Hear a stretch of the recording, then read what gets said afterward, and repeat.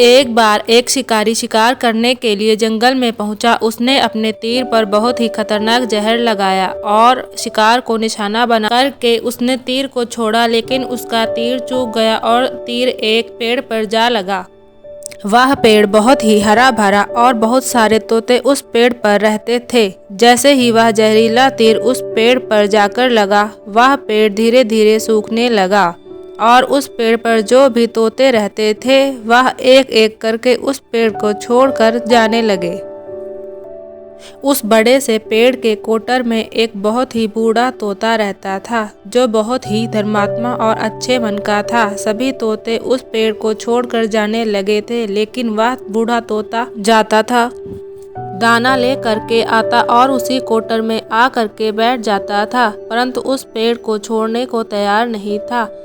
बूढ़े तोते के साथियों ने कई बार आकर के उसे समझाया कि यह पेड़ सूख रहा है और किसी दिन भी गिर जाएगा, चलो किसी और पेड़ पर चल कर रहा जाए, परंतु वह बूढ़ा तोता वहां से जाने को तैयार नहीं हो रहा था। अब यह बात देवराज इंद्र तक पहुंची। उन्हें बताया गया कि एक तोता है, वह जिस पेड़ पर रहता है उस पेड़ पर एक जहरीला तीर लगने के कारण सूखने, गिरने और खत्म होने के कगार पर आ पहुंचा है, और एक बूढ़ा तोता अभी भी वहीं पर रह रहा है। वह दाना लेकर आता है और वहीं पर रहता है, जबकि उस जंगल में बहुत सारे पेड़ हैं, लेकिन वह उसी पेड़ पर रह रहा है। देवराज इंद्र प्रकट हुए और उस बूढ़े तोते से कहने लगे कि आप बहुत धर्मात्मा हैं, बहुत ही अच्छे मन के हैं, लेकिन आप इस पेड़ को छोड़कर किसी और पेड़ पर चले जाइए, क्योंकि यह पेड़ कुछ ही दिनों में गिर जाएगा। तालाब के पास में बहुत से बड़े बड़े हरे भरे पेड़ हैं, बड़े बड़े कोटर हैं, उन पेड़ों पर फल भी लगे हुए हैं, उन्हें वहीं पर तोड़कर खा सकते हैं, परंतु यहाँ से आप चले जाएं। तोता बोला, माफ़ कीजिएगा, इस पेड़ ने मुझे जीवन दिया है, शिकारियों से मेरी रक्षा की है, हर मौसम में मेरे साथ रहा है, ये कोटर मेरा घर है, यहाँ मैं पला बड़ा हूँ, इस पेड़ को मैं छोड़कर कैसे जा सकता हूँ? इस पर संकट आया है तो क्या मैं इसे छोड़कर चला जाऊँ? मैं ऐसा कभी नहीं कर सकता।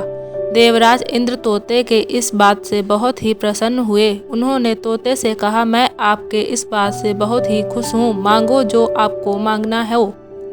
उस बूढ़े तोते ने कहा, मुझे बस इतना मांगना है कि जिस पेड़ ने मुझे जन्म दिया, जहाँ मैं रहा पला बढ़ा, जिसे आप मेरा जन्मभूमि कह सकते हो, आप इसे फिर से वैसा ही हरा भरा कर दो जैसे यह था। देवराज इंद्र ने अमृत से उस पेड़ को सींच दिया और पहले की तरह हरा भरा कर दिया। अब वापस से उस पेड़ पर आकर के बाकी तोते रहने लगे। वह बूढ़ा तोता कुछ समय तक और जिंदा रहा, फिर उसकी मृत्यु हो गई और वह स्वर्ग में चला गया।